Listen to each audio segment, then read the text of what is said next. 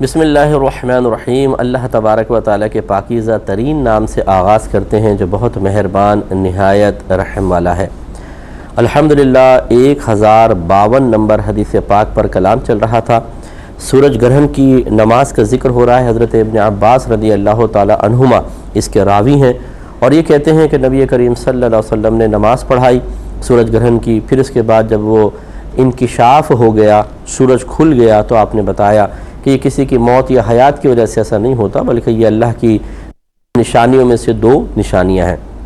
اور جب ایسی نشانیاں دیکھو تو اللہ کو یاد کرو، اللہ کا ذکر کرو۔ پھر صحابہ کرام نے پوچھا کہ ہم نے یہ دیکھا کہ آپ حالت نماز میں کوئی چیز پکڑ رہے ہیں اور ہم نے آپ کو پیچھے ہٹتے ہوئے دیکھا۔ اس کی پھر تفصیل سرکار نے بیان فرمائی کہ میں نے جنت کو دیکھا تو اس میں نے خوشہ دیکھا، گچھا لگا ہوا دیکھا، تو میں نے چاہا کہ اس کو توڑ کر لے آؤں، پھر اس خیال سے رک گیا کہ اگر میں اس کو دنیا میں لے آؤں تو جب تک دنیا باقی رہے تم اسے کھاتے ہی رہو گے۔ اس کی ہم وجہ بتا رہے تھے، یعنی اس کی وضاحت کر رہے تھے، تفسیر بیان کر رہے تھے کہ وجہ اس کی یہ ہے کہ ایمان اللہ تبارک و تعالیٰ کی بارگاہ میں یہ یقین وہی معتبر ہے، یعنی پوشیدہ امور پر، کہ انہیں دیکھے بغیر انسان یقین کرے۔ یہی اس کا امتحان ہے کہ اللہ کے نبی ایک ایسی چیز بیان کرتے ہیں جسے ہم نہ دیکھ سکتے ہیں نہ دیکھنے کی قدرت رکھتے ہیں۔ اب اگر ہم کوئی کہے کہ بھئی ایسا ہے اور ہم کہ اچھا دکھاؤ، وہ دکھا دیں تو پھر تو بہت آسان سی بات ہے، بھئی مان لیا، ٹھیک ہے بھئی آپ نے ثابت کر دیا۔ لیکن نبی یہ کہے کہ ایسی چیز ہے مان لو، اور بالفرض ہم کہیں کہ دکھائیں اور وہ کہیں کہ نہیں، دکھانے کی اجازت نہیں ہے، اللہ نے منع فرمایا، بس میری بات کا یقین کرو۔ یہ ایک امتحان ہوتا ہے کہ بہت سے لوگ ایمان لے آتے ہیں اور کہتے ہیں نہیں جو آپ کہہ رہے ہیں ٹھیک کہہ رہے ہیں، بس صحیح ہے، اور بہت سے کہتے ہیں کہ نہیں ہم کیسے یقین کر لیں، جب تک ہمارے سامنے نہیں چیز آئے گی ہم نہیں مانیں گے۔ یہی امتحان ہے۔ تو جو نبی کی بات کو ٹال دیتا ہے، نبی کی حکم نہیں مانتا، یعنی اس کے جواب میں وہ ایمان نہیں لاتا، اطاعت کی طرف نہیں آتا، وہ پھر حالت کفر میں مرتا ہے، ہمیشہ ہمیشہ کے لیے جہنم میں جائے گا۔ تو چونکہ جب اللہ تعالیٰ کی رضا ہی یہ ہے، اللہ کی مرضی ہی یہ ہے کہ ایمان بالغیب ہو، یعنی غیب پر انسان یقین رکھے، جو چیزیں اللہ نے پوشیدہ رکھی ہیں صرف نبی کے بتائے سے ان کا کامل یقین رکھ کر ان پہ اعتماد رکھے کہ ایسا ضرور ہے، تو جب وہ چیزیں ظاہر ہو جائیں تو پھر سمجھ لیجئے ایمان معتبر نہیں ہوگا۔ یہ قانون شرع ہے۔ اس لیے میرے آقا صلی اللہ علیہ وسلم جنت کا خوشہ نہیں لائے کہ آپ نے یہ خبر دی، سب کو آپ نے خبر دی ہوئی تھی کہ جنت کی نعمتوں میں فنا نہیں ہے۔ مان لو کہ ایک جنت ہے اور اس کی نعمتوں میں فنا نہیں ہے۔ اب اس کو ہم نے دیکھا نہیں، یہ غیبی مسئلہ تھا، صحابہ کرام نے یقین کیا۔ اب میرے آقا صلی اللہ علیہ وسلم اچھا، اور کفار انکار کر رہے ہیں کہاں ہو سکتی ہے جنت، اور کہاں ایسے غیر فانی چیزیں اس میں ہو سکتی ہیں، یہاں تو تھوڑے عرصے میں چیز سڑ جاتی ہے، ختم ہو جاتی ہے دنیا میں، تو کیسے ہوگا کہ وہاں پر کوئی چیز نہیں سڑے گی؟ تو انہوں نے انکار کیا۔ اب اگر میرے آقا صلی اللہ علیہ وسلم یہ خوشہ دنیا میں لے آتے اور کھاتے سب، اور کفار بھی اس کو دیکھتے کہ کھا رہے ہیں پھر پورا ہو جاتا ہے، کھاتے ہیں پھر پورا ہو جاتا ہے، کھاتے ہیں پھر پورا ہو جاتا ہے، نہ گلتا ہے نہ سڑتا ہے، نہ اس میں اسمیل پیدا ہوتی ہے، نہ کیڑے پڑتے ہیں، تو وہ کہتے ہیں کہ واقعی جو ایک نبی کہہ رہے ہیں صحیح کہہ رہے ہیں، اور دیکھ کر پھر وہ ایمان لے آتے۔ اور دیکھ کر ایمان لانا یہ کوئی کمال نہیں، صرف سن کر ایمان لانا، اور اس طرح کے جو جس چیز غیب کا ذکر کر رہے ہیں اس کو دیکھنے کی خواہش بھی نہ کرنا، یعنی مطالبہ نہ کرنا۔ خواہش دل میں ایک الگ چیز ہے، مطالبہ نہ کرنا یہ بڑا کمال ہوتا ہے۔ گویا کہ اپنی طبیعت کو روکنا، کہ طبیعت چاہ رہی ہے کہ ڈیمانڈ کی جائے کہ وہ چیزیں ہمیں دکھائی جائیں، لیکن طبیعت کو روکنا کہ مشیت الہی کے خلاف ہے، اور پھر نبی کے قول پر اعتماد کر کے ان چیزوں پہ کامل بھروسہ اور یقین۔ اور یقین یاد رکھیں قلب کی اس کیفیت کا نام ہے کہ جب یہ کیفیت طاری ہوتی ہے تو جس چیز کے بارے میں یس یا نو کی یہ کیفیت ہے وہ 100% ہو، اور اس کی جانب مخالف 0% ہو۔ اللہ ایک ہے، آپ کے دل میں جو یقین ہے یہ اللہ تعالیٰ ایک ہے ہونے کا 100% ہے یا اس سے کم ہے؟ تو آپ جواب دیں گے بالکل 100%۔ اور اس کی جانب مخالف کہ اللہ ایک نہیں بلکہ زیادہ ہیں، یہ کتنے % ہے آپ کے دل میں؟ آپ کہیں گے 0، بالکل 0، ہم اس کو بالکل نہیں مانتے۔ 100% ہمارا دل اس پر مطمئن ہے کہ اللہ ایک ہے۔ تو یقین تو یہ درکار ہے۔ اب صرف نبی کی بات سن کر اس کیفیت کو حاصل کرنا یہ بڑا کمال ہے، جو کفار کو حاصل نہیں ہو پاتی ہے، وہ مطالبے کرتے رہتے ہیں، اور مسلمان آنکھیں بند کر کے نبی کا کہنا مان لیتا ہے اور یقین رکھتا ہے کہ آج یہ چیزیں اگر ہم پر دنیا میں اللہ کے قانون کی وجہ سے ظاہر نہیں ہو رہی تو عنقریب ہوں گی۔ پھر اس کی کچھ صورتیں ہوتی ہیں، اگر وہ نبی ہوتے ہیں جیسے کوئی، تو نبیوں پہ تو ظاہر ہو جاتی ہے، اور نبیوں کے جو ساتھ رہنے والے لوگ ہیں ان پر بھی بعض اوقات اس کا انکشاف ہو جاتا ہے۔ اسی طرح کوئی اللہ کے ولی ہوتے ہیں ان پر اللہ تعالیٰ چیزوں کو ظاہر فرما دیتا ہے کہ وہ فرشتوں کو دیکھ لیتے ہیں یا عذابات قبر ان پہ ظاہر ہو جاتے ہیں۔ لیکن عمومی طور پر ایسی ہوتا ہے کہ زندگی میں چیزیں ہم پر ظاہر نہیں ہوتی، لیکن بعد وفات کوئی چیز پھر مخفی رہے گی بھی نہیں۔ ہاں، اللہ تبارک و تعالیٰ کی ذات ضرور مخفی رہے گی۔ ہاں، میدان محشر میں پھر رحمت کونین صلی اللہ علیہ وسلم نے فرمایا کہ مومن اللہ تبارک و تعالیٰ کا دیدار کریں گے۔ جیسا اللہ تعالیٰ اپنی شان کے لائق دیدار کروانا چاہے گا، اس کی کیفیت کا بیان نہیں ہو سکتا، لیکن رحمت کونین صلی اللہ علیہ وسلم نے وعدہ فرما لیا ہے کہ میدان محشر میں اللہ تعالیٰ مومنین کو اپنا دیدار کروائے گا، اور پھر جنت میں تو ہر جمعہ سرکار فرماتے ہیں اللہ کی زیارت ہوگی۔ تو خلاصہ کلام یہ ہے کہ اس لیے سرکار اس گچھے کو نہ لائے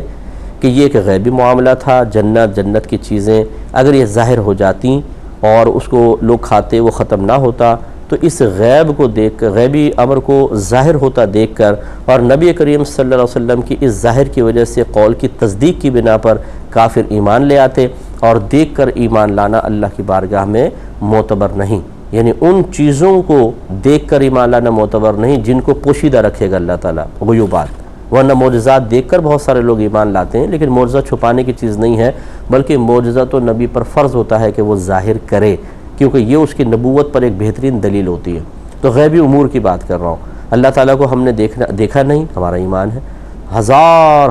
کم و بیش 1,24,000 انبیاء علیہ السلام تشریف لائے بشمول ہمارے نبی کریم صلی اللہ علیہ وسلم کے، ہم نے کسی ایک نبی کو بھی دیکھا نہیں، ہم مانتے ہیں۔ قرآن اللہ کا کلام ہے، کیا اس کا نزول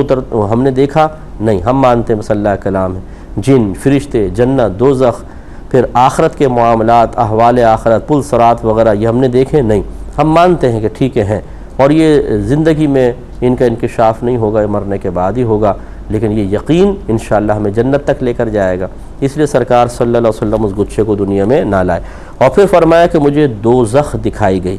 تو اس کے اندر چونکہ چنگاریاں تھیں، آگ تھی، تو اس لیے سرکار فطرتاً تھوڑا سا پیچھے ہٹے تھے کہ فطرت کا تقاضا ہوتا ہے، ایک دم کوئی چیز آتی ہے تو ہم اس طرح کرتے ہیں یا پیچھے ہٹتے ہیں، اس طریقے سے ایک عارضی کیفیت میرے آقا صلی اللہ علیہ وسلم پر طاری ہوئی۔ تو آپ نے فرمایا اور میں نے آج جیسا قبیح منظر کبھی نہیں دیکھا۔ قبیح معنی بہت برا، خطرناک، انتہائی ہیبت ناک، ڈرا دینے والا، کیونکہ چیخیں ہیں لوگوں کی اور کھالیں جل رہی ہیں، ان کا بلڈ نکل رہا ہے، ان کی کھالیں گل کر گر رہی ہیں، آنتیں باہر آ رہی ہیں، منہ جل رہا ہے۔ کسی کو جلتے ہوئے آپ نے کسی نے کوئی مووی دیکھی ہو مثال کے طور پہ، اس میں اگرچہ کیمرہ ٹرک ہوتی ہے، میک اپ کا کمال ہوتا ہے، لیکن اگر اس طرح دکھایا جائے کہ چہرے کی کھال گر رہی ہے اور پورا ڈھانچہ رہ گیا ہے، پھر ڈھانچہ بھی ایک دم سڑ گیا ہے، تو خوف پیدا ہوتا ہے دیکھنے والوں کو، اور کچھ ساؤنڈ ایفیکٹس اگر ہوں تو اور زیادہ پھر خوف پیدا ہوتا ہے، اور اچانک اگر یہ ہو تو اچھل پڑتا ہے آدمی اپنی سیٹوں سے، تو یہ ہوتا ہے، چھوٹے چھوٹے بچے ڈر جاتے ہیں۔ تو اس طرح کے طریقے کے معاملات خوف پیدا کر دیتے ہیں۔ اور تو آپ خود سوچئے کہ رحمت کونین صلی اللہ علیہ وسلم جب جہنم کا یہ منظر دیکھ رہے ہوں گے، کس قدر ہیبت ناک منظر ہوگا، کس طرح لوگوں کو تکلیفیں اور اذیت، اور اس کو برداشت کرنا بھی صحیح بات ہے کہ میرے آقا صلی اللہ علیہ وسلم کا ہی کمال ہے، حقیقی کمال میرے رب کا ہے، اور اللہ تعالیٰ کے دیے سے میرے نبی کا کمال ہے کہ اتنے خطرناک منظر دیکھنے کے بعد پھر ایک نارمل لائف گزارنا، یہ انتہائی مضبوط اعصاب کی دلیل ہے، اپنی طبیعت پہ کامل کنٹرول کی دلیل ہے، اور یہ ایک لیڈر کے لیے انتہائی ضروری ہے۔ اسے ہر طرح کے منظر نظر آ سکتے ہیں، اس کے کارکنان کی موت ہو رہی ہے، وہ بلڈ میں لتھڑے ہوئے ہیں، کوئی مرا ہوا ہے، کچھ بھی وہ دیکھ سکتا ہے، کچھ بھی چیزیں سامنے آ سکتی ہیں، اس وقت اس کے اعصاب مضبوط رہیں، وہ اپنی طبیعت پہ کنٹرول رکھے، یہ ہے کمال۔ تو جو جتنا اس میں زیادہ اپنی طبیعت اور ذہن کو کنٹرول میں رکھ سکتا ہے اور ایسی چیزیں برداشت کر کے اپنے اعصاب کو قابو میں رکھ سکتا ہے، وہ اتنا ہی بڑا لیڈر ہوگا۔ اور جو اس سے ذرا تھوڑا سا نیچے درجے کا ہو، گھبرا جائے، اعصاب ساتھ چھوڑ دیں اور طبیعت کنٹرول میں نہ رہے، تو اس طرح ہی جنگیں ہارتے ہیں لوگ کہ پھر اپنے آپ سرنڈر کر دیتے ہیں، ہار جاتے ہیں، ختم ہو جاتا ہے، یا دماغ کی رگ پھٹ جاتی ہے، یا مختلف بیماریاں لگ جاتی ہیں۔ ایک لیڈر کو مضبوط ہونا انتہائی ضروری ہے، اور یہ مضبوطی میں نے اپنے آقا صلی اللہ علیہ وسلم میں سب سے زیادہ پائی ہے کہ آپ یہ احوال دیکھ رہے ہیں اپنی آنکھوں سے، لیکن طبیعت میں کوئی تبدیلی پیدا نہیں ہو رہی۔ اس کو میں عام بہن بھائیوں کے لیے ایک مثال سے اکثر پیش کرتا ہوں کہ اگر آپ روڈ پہ خدا نہ کرے کہ ایسا کوئی منظر آپ کو نظر آئے، لیکن کوئی گاڑی کسی انسان کو کچل کر چلی جائے، اور وہ بیچارہ تڑپ رہا ہو روڈ پر اور اس کی حالت خراب ہو، تو آپ کی حالت کیا ہوگی بتائیے؟ اور یہ جب آپ منظر دیکھ لیں گے، اگرچہ آپ وہاں سے چلے گئے، لیکن عرصہ دراز تک یہ منظر آپ کی نگاہوں سے ہٹے گا نہیں۔ خواب میں بھی آپ کو ایسا نظر آئے گا، آپ کھانا کھا رہے ہوں گے تب آپ کو ایسا محسوس ہوگا میں وہیں پر ہوں، اور آپ لیٹے ہوں گے نماز پڑھ رہے ہوں گے، وہی تصور بار بار ذہن میں، یعنی طبیعت نارمل نہیں رہتی، انسان مینٹلی انتہائی ڈسٹرب ہو جاتا ہے، بہت پریشان ہو جاتا ہے۔ اور کچی طبیعت کا آدمی ہو تو وومیٹنگ بھی ہو سکتی ہے اس کو، اور بلڈ پریشر لو ہو سکتا ہے، جیسے میرا اکثر ہو جاتا ہے کہ میں کسی کو اگر مریض کو دیکھتا ہوں کوئی بڑی نقاہت میں ہے یا بلڈ دیکھ لیا جائے تو یہ فطری تقاضا ہے، مطلب اس میں اب کچھ نہیں کر سکتا آدمی کہ میرے ہاتھ پاؤں ذرا سے سن سے ہو جاتے ہیں اور ایک دم چکر سا آتا ہے زوردار، اگرچہ میں اس کیفیت پہ کنٹرول کرنے کی بھرپور کوشش کرتا ہوں لیکن اچانک بھی ہو سکتا ہے۔ تو خلاصہ کلام یہ ہے کہ جو کچی طبیعت کا آدمی ہوتا ہے اس کے لیے تو زیادہ بڑی آزمائش بن جاتی ہے، اور وہ بعض اوقات کہتا ہے یار نہ دیکھتا تو اچھا تھا۔ اور میرے آقا صلی اللہ علیہ وسلم کی طبیعت کی نرمی سب سے زیادہ ہے، کیونکہ آپ رحمت للعالمین ہیں اور رحمت رقت قلبی کا ہی نام ہے۔ تو میرے آقا صلی اللہ علیہ وسلم گویا کہ سب کے لیے مہربان ہیں، بہت زیادہ شفقت فرمانے والے۔ اونٹ بھی اگر فریاد کرے تو سرکار کی آنکھوں میں آنسو آ جائیں، اگر چڑیا فریاد کرے تو میرے آقا تڑپ جائیں، ہرنی میرے آقا صلی اللہ علیہ وسلم کی بارگاہ میں فریاد کرے تو آپ اس کی مدد کے لیے چل لیں، اور کسی کا غم اور پریشانی دیکھیں تو آپ کی آنکھوں سے آنسو نکل آئیں۔ اتنے نرم دل سرکار ہیں، اتنے حساس ہیں، اتنی آپ کے قلب میں مضبوطی کے ساتھ ایک نازکی کا پہلو بھی ہے، تو پھر آپ کا ان باتوں کو برداشت کرنا، ان چیز مناظر کو اپنی آنکھوں سے سامنے دیکھ کر پھر اپنی طبیعت کو کنٹرول کر کے رکھنا، اپنے اعصاب کو روک کر رکھنا، ایک نارمل لائف گزارنا کہ ازواج کے پاس جا رہے ہیں، گفتگو بھی کر رہے ہیں، صحابہ کے پاس بیٹھ رہے ہیں، مزاح بھی شستہ مزاح بھی ہو رہا ہے، کھا بھی رہے ہیں، پی بھی رہے ہیں، سو بھی رہے ہیں، بہت بڑی بات ہے، بہت بڑی بات ہے۔ ورنہ آپ دیکھ لیجئے کہ ہمارے گھر میں موت میت ہوتی ہے، کھانے کو دل نہیں چاہتا، پینے کو دل نہیں چاہتا، نیندیں نہیں آتی ہیں، کئی دن تک انسان نارمل نہیں ہوتا۔ جتنا کسی کے ساتھ اٹیچ ہوتے ہیں وہ شخص اگر فوت ہو جائے، جتنی اٹیچمنٹ میں زیادتی ہوتی ہے اتنی ہی لائف ڈسٹرب ہو جاتی ہے اور ذہن پریشان ہوتا ہے۔ تو میرے آقا صلی اللہ علیہ وسلم کس قدر مضبوط اعصاب کے مالک تھے اور کیسے اپنی طبیعت پہ زبردست کنٹرول کرنے والے تھے کہ یہ دنیا کے ایکسیڈنٹ نہیں، یہ دنیا کی کوئی جنگ کا منظر نہیں، یہ تو جہنم کا عذاب سرکار دیکھ رہے ہیں، ملاحظہ فرما رہے ہیں، اور وہ اتنا شدید وہاں کا عذاب ہے کہ دنیا میں کوئی تصور بھی نہیں کر سکتا، اور پھر آپ کی طبیعت بالکل نارمل ہے اور بالکل اعصاب قابو میں ہے۔ تو کوئی اگر لیڈر بننے کا خواہش مند ہوتا ہے، سیاست دان تو ہوتے ہیں، بہت مضبوط ہوتے ہیں، تو میں ویسے ایک بات عرض کر رہا ہوں کہ اگر کسی کو لیڈر بننے کا بڑا شوق ہو تو سب سے پہلے وہ اپنے اعصاب کو مضبوط کرے اور اپنی طبیعت پہ کنٹرول سیکھے، اس کی باقاعدہ تربیت حاصل کرے اور اپنے آپ کو پریکٹس میں رکھے، پھر کہیں جا کے وہ سیاست کے میدان میں کودے، ورنہ 2 دن میں کک آؤٹ کر دیا جائے گا اور وہ بستر پہ پڑا ہوگا۔ اتنے صدمے اور اتنے ذہنی ٹینشن برداشت کرنے پڑتے ہیں، کون کر سکتا ہے؟ اسی طرح ہر جگہ جو رہنما ہیں، دینی رہنما ہوں، مذہبی ہوں، غیر مذہبی ہوں، ان کو اس طرح کی تمام آزمائشیں سامنے آتی رہتی ہیں اور ان کو مضبوط ہو کے چلنا پڑے گا، تبھی نظام چلتا ہے، ورنہ ڈسٹرب ہو جائے۔ بہرحال تو میرے آقا صلی اللہ علیہ وسلم فرماتے ہیں کہ مجھے دوزخ دکھائی گئی اور میں نے آج جیسا قبیح منظر کبھی نہیں دیکھا، اور میں نے دوزخ والوں میں اکثر عورتوں کو دیکھا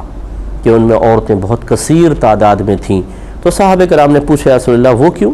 آپ نے فرمایا کہ ان کی ناشکری کی وجہ سے۔ پوچھا گیا کہ وہ اللہ کے ساتھ ناشکری کرتی ہیں اس وجہ سے ڈالی گئیں؟ سرکار نے فرمایا نہیں، وہ خاوند کی ناشکری کرتی ہیں۔ اور اس کا پھر ایک سرکار صلی اللہ علیہ وسلم نے واقعی قیامت تک کی عورتوں کا ایک معاملہ ذکر فرمایا کہ یہ کوئی مخصوص زمانے کی عورتیں نہیں ہیں، یہ ہر دور میں بہنیں ہوتی ہیں، بعض ہماری ایسی کہ شوہر بیچارہ نیک سلوک کرتا ہے، پیار محبت، پھر پیسہ لا کر دینا، نان نفقہ دینا اور بہت سارے معاملات، لیکن کبھی بھی پھر اس کی طرف سے آزمائش اگر آ جائے، کوئی پریشانی آ جائے تو بولتی میں نے تجھ سے کبھی بھلائی نہیں دیکھی، تو نے تو میری زندگی حرام کر دی اور یہ کر دیا اور وہ کر دیا۔ یہ خواتین کی بڑی عادت ہوتی ہے۔ تو یہ احسان فراموشی اور شوہر کی اللہ نے جو نعمت عطا فرمائی ہے اس کا ناشکرہ پن، یہ گناہ کبیرہ یاد رکھیں، اور یہ عورت کے لیے جہنم میں جانے کا سبب بنے گا۔ تو اس سے میری وہ ساری بہنیں ذرا درس حاصل کریں جو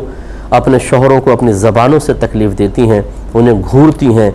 کچن میں جا کے بڑ بڑ بڑ بڑ بڑ کرتی رہتی ہیں، اور خوب مطلب یہ کہ ان کو زبان سے تکلیف پہنچاتی ہیں، طنز کرتی ہیں ان کے اوپر، اور بعض اس سے بھی بڑھ کے جرأت مند ہوتی ہیں، حملہ آور ہو جاتی ہیں، گریبان پکڑ کے جھٹکے دیتی ہیں یا مارتی ہیں، پیٹتی ہیں۔ ایسی بھی مظلومہ خواتین ہیں۔ میں مظلومہ اس لیے کہہ رہا ہوں کہ عورت ہمیشہ مظلوم ہوتی ہے، تو بہنیں برا نہ مانیں کہ میں شاید شوہروں کی فیور کر رہا ہوں، میں آپ کو بات سمجھا رہا ہوں، یہ میں کسی کی طرفداری نہیں کر رہا ہوں۔ اگر شوہر ظلم کرتا ہے تو ہم اس کو بھی مطلب اس کی بہت زیادہ مذمت کرتے ہیں۔ میں ایک بات سمجھا رہا ہوں کہ خواتین کچھ بھی کر لیں گی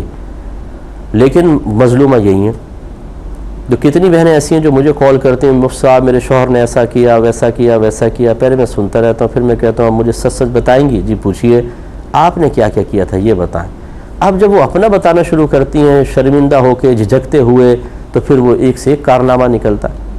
اب ایک بچی نے مجھے خط لکھا تو کہنے لگی میرے شوہر نے میرے ساتھ معاملہ کیا، لڑائی جھگڑا ہو گیا، کچھ ہو گیا، میں غصے میں آ گئی، میں نے اس کو نیچے پٹک دیا اور چھری اس کی گردن پہ رکھ دی اور کہا کہ مجھے تینوں طلاق دے ورنہ تجھے ابھی ذبح کر دوں گی۔ تو اس نے مجھے تینوں طلاقیں دے دی۔ اب میں پچھتا رہی ہوں، مجھے افسوس ہو رہا ہے۔ تو کیا کوئی ہے ایسی صورت کہ ملاپ ہو جائے؟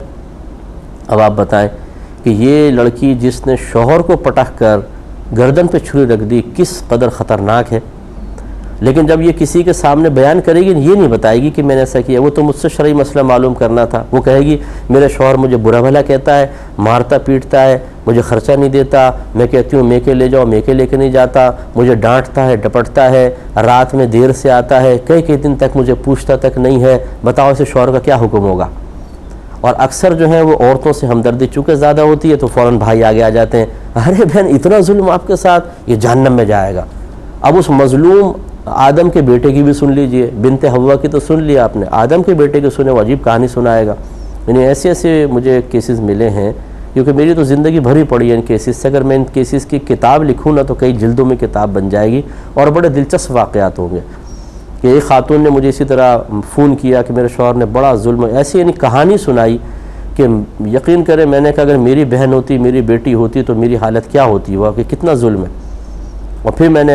کہا اچھا اگر آپ چاہیں تو میں آپ کے شوہر کو سمجھاؤں۔ کہا کہ ٹھیک ہے۔ میں نے اس فیملی کو بلا لیا اپنی اکیڈمی، اور اب وہ شوہر کو جب میں نے دیکھا تو انتہائی شریف لڑکا، اگرچہ مذہبی نہیں تھا لیکن بہت ہی شریف لڑکا۔ اب اس نے کہا صاحب اگر آپ اجازت دیں تو میں بتاؤں۔ میں نے کہا بولیں۔ اب اس نے جو بتانا شروع کیا، آپ یقین کریں کہ اس عورت کی اتنی اس نے چیزیں بتائیں اور سامنے بتائیں کہ یہ اتنی خطرناک ہے، چھوٹی چھوٹی باتوں میں کچن بند کر کے اپنے اوپر تیل چھڑک کے کہتی ہے آگ لگا لوں گی، بہت نہ مانو میری بات، اور مجھے اس کی بہت سی باتیں ماننی پڑتی ہیں۔ کئی دفعہ کانچ سے مجھ پہ حملہ کر چکی ہے اور ایک دو دفعہ شاید اپنی کلائی بھی کاٹنے کی کوشش کی ہے۔ کہتے ہیں اس طریقے سے بلیک میلنگ چلتی ہے۔ یہ چیزیں مجھے نہیں بتائیں۔ پھر میں نے ان سے پوچھا کہ آپ نے چیزیں مجھے کیوں نہیں بتائیں، یہ بھی تو آپ کو ذکر کرنا چاہیے تھا۔ اس لیے میں تمام جو مرد حضرات ہیں خاص طور پر، کیونکہ ان کو بہنوں سے زیادہ دلچسپی ہوتی ہے، اگر کوئی روڈ پہ خاتون کو ہلکی سی گاڑی ٹچ ہو جائے نا تو وہ خاتون کو نہیں دیکھیں گے کہ یہ اچانک فٹ پاتھ سے کود گئی تھی، 3 بچے پیچھے لٹکے ہوئے تھے، ایک یہاں پکڑا ہوا تھا ایک وہاں پہ، اور یہ کود گئی تھی اور بیچارہ وہ کتنی بریکیں لگاتا، اسے پیٹنا شروع کر دیں گے بہن کی محبت میں۔ تو یہ غلط رویہ ہوتا ہے، عورتیں بھی بعض اوقات غلط ہو سکتی ہیں۔ اس پر ہم مزید کلام کریں گے نیکسٹ پروگرام میں۔ وآخر دعوانا ان الحمدللہ رب العالمین۔ اللہم صلی علی محمد وعلی آلہ وصحبہ وسلم۔